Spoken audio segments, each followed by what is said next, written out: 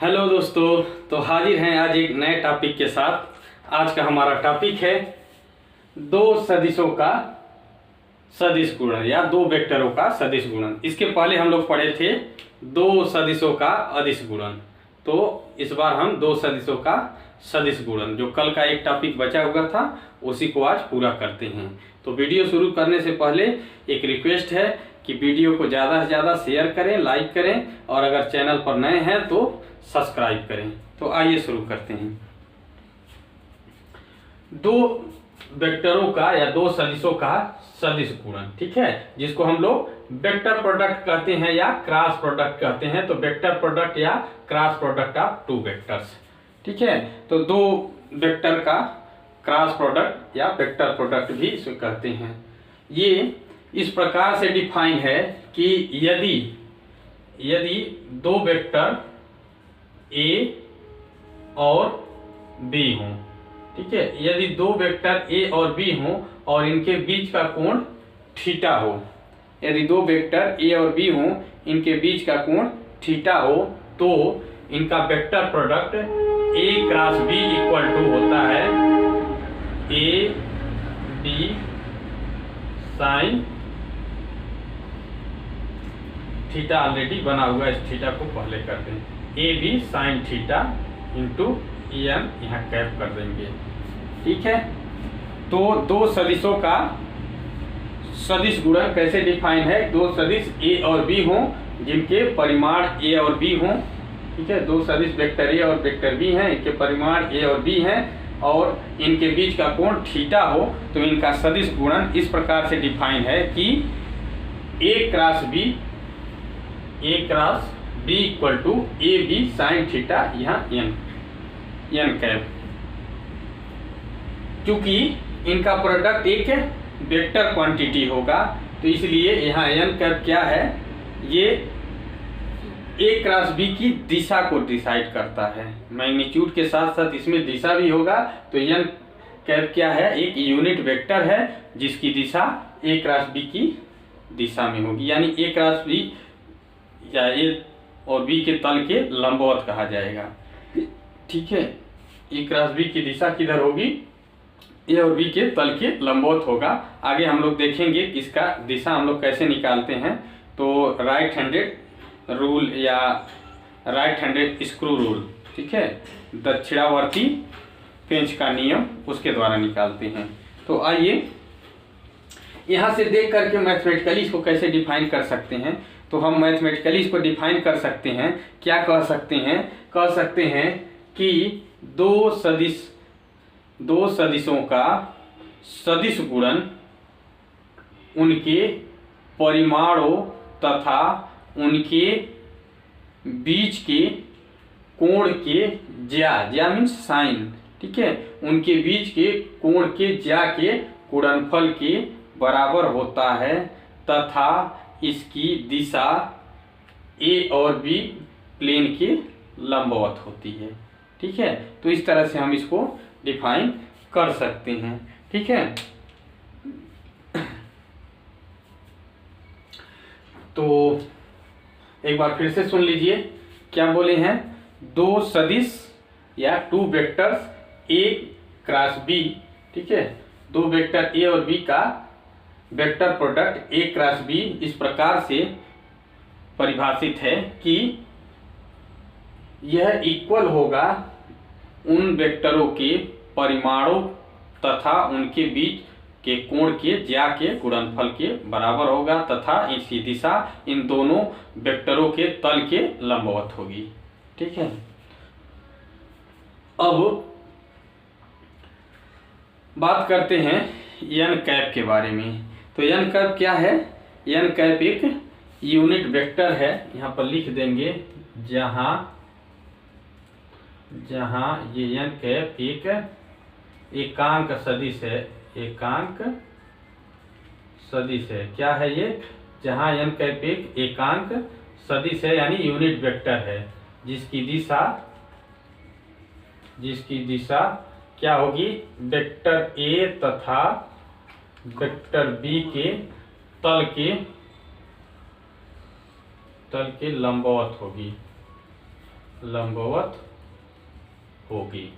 ठीक है, जिसकी दिशा वेक्टर ए तथा वेक्टर बी के तल के लंबवत होगी। अब आगे इसकी दिशा कैसे निर्धारित करेंगे, तो इसकी दिशा का निर्धारण हम लोग वेक्टर बी के दिशा का जो निर्धारण है वो या तो राइट हैंडेड रूल से करेंगे या फिर राइट हैंडेड स्क्रू रूल। क्या बोले हैं, राइट हैंड रूल या राइट हैंड रूल यानी दक्षिण दाएं हाथ का नियम बोलते हैं इसको हिंदी में, या हम बोलते हैं right hand screw rule. Right hand screw rule, ये राइट हैंड स्क्रू रूल क्या है, तो जैसे आप स्क्रू देखे होंगे, ये स्क्रू होता है।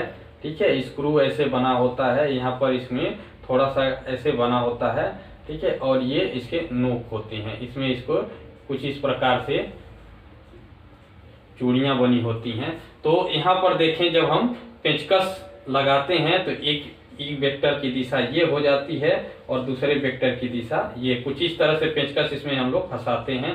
ठीक है, तो अगर हम कहें कि ये जो है वेक्टर ए है और ये वाला जो है वेक्टर बी है, तो हम लोग क्या करते हैं, जब हम इसको ऐसे पकड़ते हैं, ऐसे पकड़ करके, ठीक है, इसको ऐसे पकड़ते हैं, तो देखिए क्या होता है, जब हमने ऐसे पकड़ा है तो क्या हो रहा है, ये अंगूठा जो है ये इसके नोक की दिशा, ये जो है अंगूठा इसके नोक की दिशा बता रहा है, और यही जो नोक की दिशा है वेक्टरियन की दिशा हो जाएगी, या इसको कहेंगे कि हम ए क्रॉस बी की दिशा हो जाएगी। और ये जब हम ऐसे पकड़े हैं तो देखिए ये क्या है, ये वाला साइड बी है और ये अंगुली जो मुड़ करके ए से बी की ओर जा रही है। किधर जा रही है, ए से बी की ओर जा रहा है।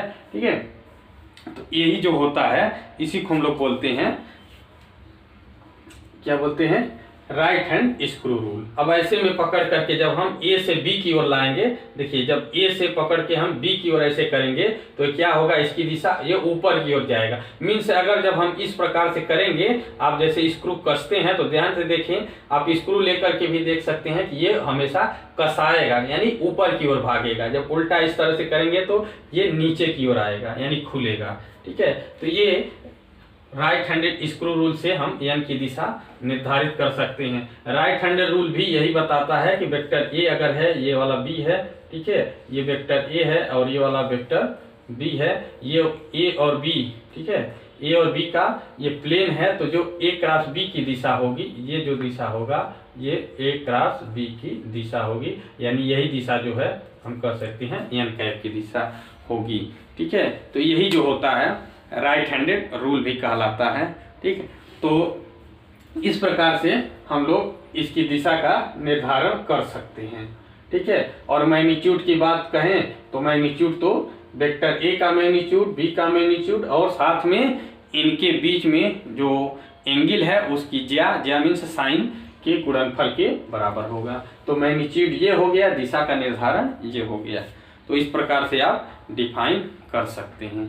ठीक है, अब इसके उदाहरण की बात करते हैं, तो उदाहरण इसके क्या क्या एग्जाम्पल्स हो सकते हैं। इसके जो है एग्जाम्पल्स, अगर बात करें इसके एग्जाम्पल्स की, तो एक एग्जाम्पल्स आप देखे होंगे ऑलरेडी, टार्क। ठीक है, टार्क वाला गुण ये क्या होता है, टाउ से डिनोट करते हैं। टाउ इक्वल टू क्या होता है, vector F cross vector R. ठीक है, एफ जो कि फोर्स होता है, आर क्या होता है, पोजीशन वेक्टर होता है। ठीक है, या कहीं कहीं किसी बुक में आर क्रॉस एफ दिया होगा। ठीक है, तो दोनों सही है, आप जैसे लिए हों। तो ये हो गया, इसके एक और भी उदाहरण है। ठीक है, जैसे एंगुलर मोमेंटम भी ले सकते हैं। एंगुलर मोमेंटम में जे होता है, जे इक्वल टू क्या होता है, तो ये वेक्टर आर, चाहे तो आर को पहले ले लें, और ये वेक्टर पी। ठीक है, तो आप जानते हैं कि लीनियर मोमेंटम का ही मोमेंटम एंगुलर मोमेंटम होता है। तो ये जो एंगुलर मोमेंटम मीन्स कोणीय संवेग जो होगा, रेखीय संवेग का मोमेंटम होगा। ठीक है, तो आर क्रॉस पी। तो इस तरह से इसके ये उदाहरण हो जाएंगे। और भी उदाहरण हैं, आप चाहेंगे तो देख सकते हैं। ये देख सकते हैं, जो लीनियर वेलोसिटी होती है v, ये होता है वेक्टर आर क्रॉस ये ओमेगा, ठीक है। ये पोजीशन वेक्टर, ठीक, और ये क्या है, ये होता है कोणीय वेग, ठीक है, एंगुलर वेलोसिटी, ये हो जाएगा लीनियर वेलोसिटी। इस तरह से एंगुलर एक्सेलरेशन भी होता है जिसको हम लोग अल्फा इक्वल टू कहते हैं। तो ये वेक्टर आर क्रॉस यहाँ ये जो है ये होता है, ये हो जाएगा अल्फा, ठीक है। ये एंगुलर एक्सेलरेशन है, ये लीनियर एक्सेलरेशन। तो इस तरह से बहुत सारे इसके उदाहरण भी हैं, ठीक है। अब इससे संबंधित कुछ बातों पर विचार कर लिया जाए, ठीक है। तो आइए बातों पर विचार करते हैं।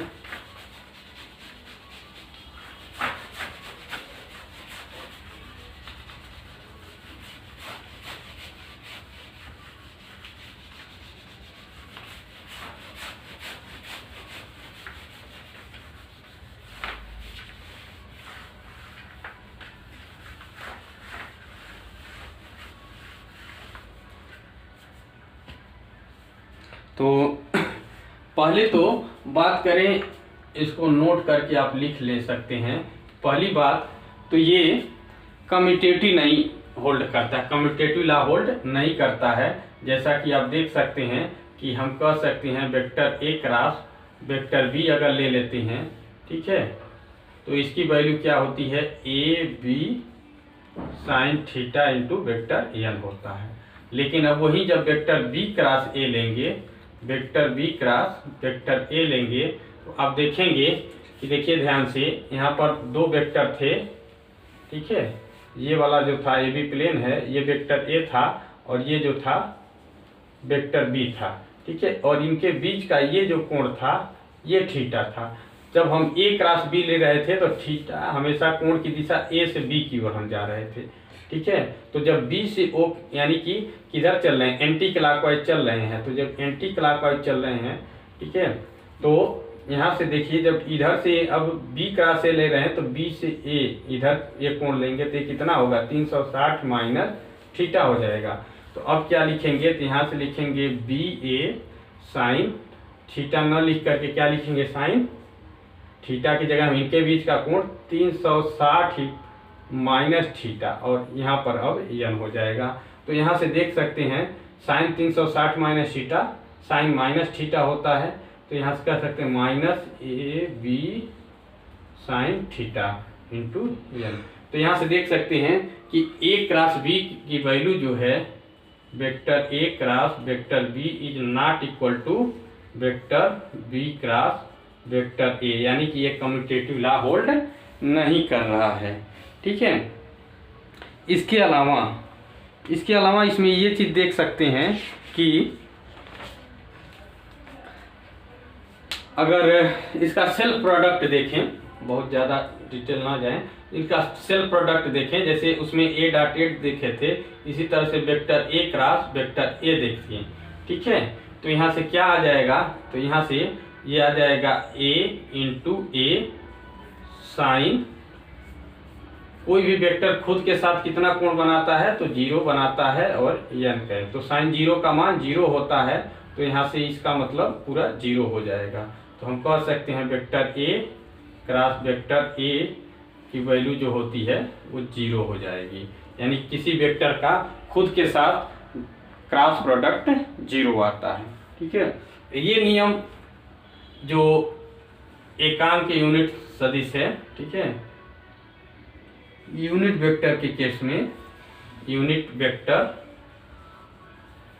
ठीक है, ऑर्थोगोनल यूनिट वेक्टर जिसको हम लोग बोलते हैं ऑर्थोगोनल यूनिट वेक्टर कौन कौन से होते हैं, आई जे के, इनके लिए अगर देखा जाए ऑर्थोगोनल यूनिट वेक्टर आई जे के लिए, तो अब देखिए अगर बात करें वेक्टर आई क्रॉस वेक्टर आई, ठीक है, तो हम अभी देखे हैं किसी वेक्टर का खुद के साथ गुणा 0 होता है, तो इसका मतलब इसका मान 0 होगा। वेक्टर जे क्रॉस वेक्टर जे के साथ भी यही हालात होगा, क्योंकि खुद के साथ 0 हो रहा है तो इसके साथ भी 0 ही होगा, आप गुणा करके देख सकते हैं, ठीक है। इसी तरह से वेक्टर के क्रॉस वेक्टर के होगा, ये भी 0 आएगा, ठीक है। तो आई क्रॉस आई जे क्रॉस जे और के क्रॉस के इसकी वैल्यू 0 हो जाती है, ठीक है, खुद के साथ। लेकिन अगर बात करें आई का, जब जे के साथ हो, आई क्रॉस जे हो, तब क्या होगा, तो देखिए इसकी यूनिट तो 1 होती है, इसकी मैग्नीट्यूड 1, इसका भी मैग्नीट्यूड 1, ठीक है, ये 1, इसका भी 1, और क्या बचेगा साइन। अब देखिए आई जे के साथ कितना कोण बनाता है, तो 90 डिग्री बनाता है इंटू एन के, ठीक है। अब देखिए यहाँ से ध्यान से देखें तो क्या हो रहा है, ये 1 और इसकी भी वैल्यू 1, और ये एन कैप जो है इसकी दिशा क्या होगी, आई और जे के लंबवत। तो आई और जे के लंबवत कौन बचता है, तो के ही तो बचेगा, तो यहाँ पर इसकी वैल्यू के आ जाएगी। इस तरह से हम कह सकते हैं कि एक जो 2 हैं इसके अतिरिक्त तीसरा जो वेक्टर है वही क्रम से आ जाएगा। तो आई क्रॉस जे की वैल्यू हम कह सकते हैं, जैसे आई क्रॉस जे की वैल्यू क्या आया है, के आया है। इसी तरह से अगर जे क्रॉस के ले लिया जाएगा तो इसकी वैल्यू क्या आ जाएगी, आई आ जाएगी। और इसी तरह से के क्रॉस आई ले लिया जाए तो क्या आ जाएगा, के क्रॉस आई ले लिया जाए तो ये वेक्टर जे आ जाएगा, ठीक है। तो इस तरह से इसको हम याद कर सकते हैं। इसको एक बहुत आसान ट्रिक के साथ याद कर सकते हैं। एक आसान सा ट्रिक है, ऐसे गोला बनाइए और ऐसे एक तीर बना दीजिए आई, ठीक है, जे, और यहाँ पर आई जे के। ध्यान रहे ये तीर के क्रम में ही चलना है। अगर इसी तीर का जो निशान है इसी के अनुसार चलेंगे तो देखिए आई क्रॉस जे, आई क्रॉस जे करेंगे तो यहाँ के मिल जाएगा, जे के करेंगे तो तीसरा आई मिल जाएगा, के आई करेंगे तो जे मिल जाएगा। तो इस तरह से एक साइकिल में इसका करेंगे तो ये अगला मिल जाएगा, इसको लेंगे तो अगला मिल जाएगा, इसका क्रॉस प्रोडक्ट करेंगे तो ये मिल जाएगा। ऐसे इसमें क्रॉस लगा सकते हैं, ठीक है, तो अगला मिलता जाएगा। तो इस तरह से आप बहुत आसानी से, जैसे आई क्रॉस जे इक्वल टू के, आई लिए यहाँ से, जे लिए यहाँ से, के अगला मिल गया। इस तरह से जे लिए यहाँ से, अगला के है, इसके बाद तुरंत अगला आई इक्वल मिल गया। इस तरह से के यहाँ लिए, आई यहाँ लिए तो अगला जे मिल गया। इस तरह से इसको आप याद कर सकते हैं, ठीक है। तो ये हो गया। अब बात करते हैं वो कोई पोजीशन वेक्टर के रूप में दे देता है वैल्यू, उसके लिए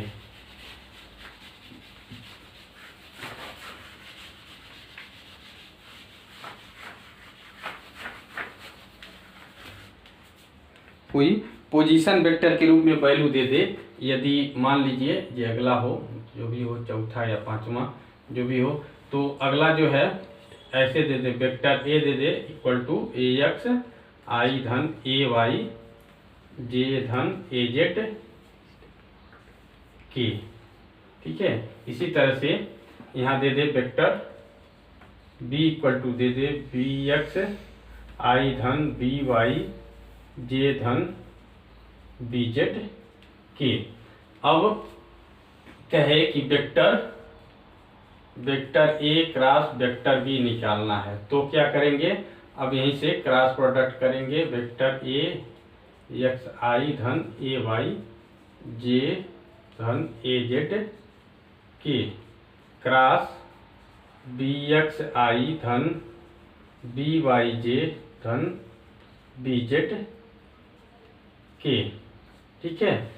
अब क्रॉस प्रोडक्ट कीजिए, जब क्रॉस प्रोडक्ट करेंगे, ये वेक्टर ए है, वेक्टर ए है बी, ठीक, तो क्रॉस प्रोडक्ट करेंगे तो क्या आएगा, इसको पकड़िए, तीनों के साथ गुणा कीजिए तो देखिए ए एक्स आई और बी एक्स एक साथ ले लीजिए और आई क्रॉस आई ले लीजिए, A X B X I cross I, फिर ले लीजिए A X B Y I cross J, फिर ले लीजिए A X B Z I cross K, फिर यहाँ से ले लीजिए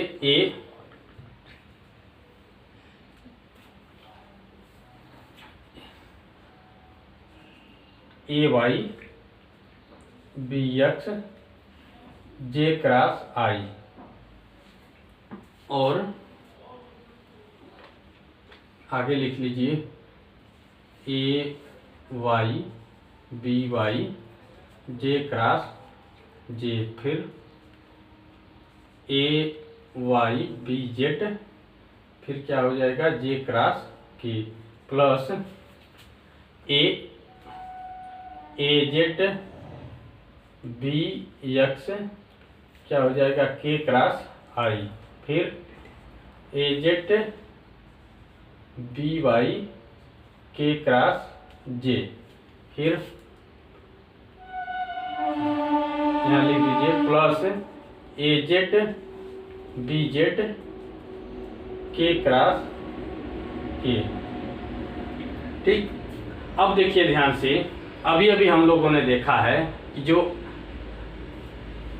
खुद के साथ क्रॉस प्रोडक्ट जीरो होता है, तो देखिए यहाँ से आई क्रॉस आई जीरो हो जाएगा। जब आई क्रॉस आई जीरो होगा तो ये पूरा पद जीरो हो जाएगा। इस यहाँ पर देखिए अगला स्टेप को अगर ध्यान से देखेंगे तो क्या होगा। अगले स्टेप में देखिए आई क्रॉस जे है, तो आई क्रॉस जे को हम लोग क्या लिखते थे, के लिखते थे। ठीक है, तो यहाँ से ये के बन जाएगा, तो यहाँ से हम कहेंगे कि ए एक्स बी वाई के हो गया। ठीक है, यहाँ पर देखिए यहाँ पर क्या है, आई क्रॉस के है।